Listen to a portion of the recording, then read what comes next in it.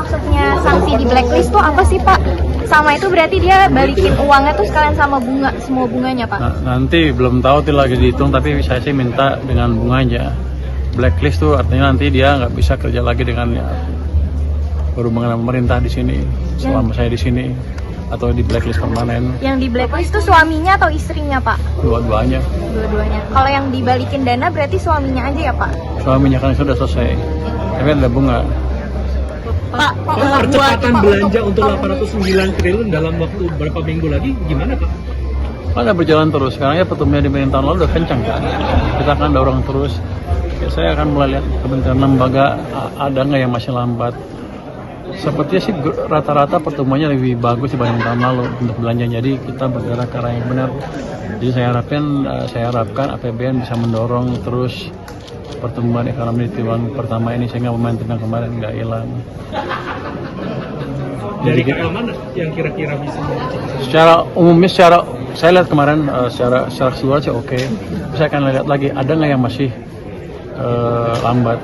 Saya akan lihat data Januari kan Februari saya akan lihat. Pak, soal ini Pak yang kemarin Bea Cukai nge-segel toko perhiasan lagi itu Kenapa? Update-nya Pak? Itu Itu karena apa sih Pak? Nggak bayar bea juga atau apa gimana Pak? Ya barangnya Spanyol lah. Spanyol tuh apa? Spanyol nih. Spanyol lundup lah.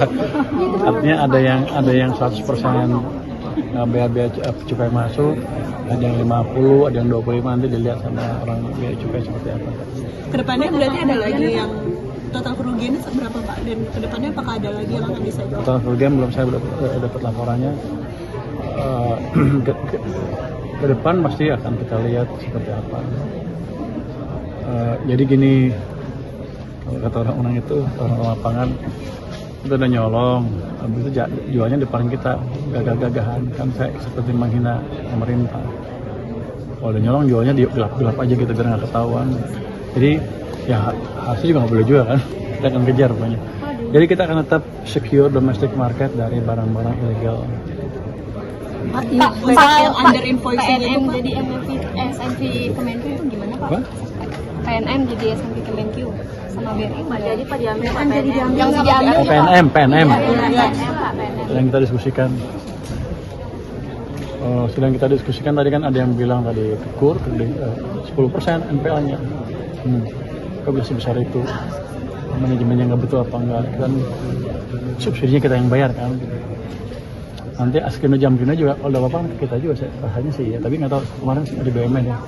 Oke, kita lihat apakah ada cara menyalurkan KUR dengan lebih baik, karena kan kalau perusahaan yang profit oriented, yang public itu kan cari untung sebesar-besarnya by design, sedangkan KUR bisanya nggak untuk itu kan, untuk memberi pembiayaan semurah-murahnya kepada masyarakat atau bisnis yang membutuhkan, UMKM yang membutuhkan.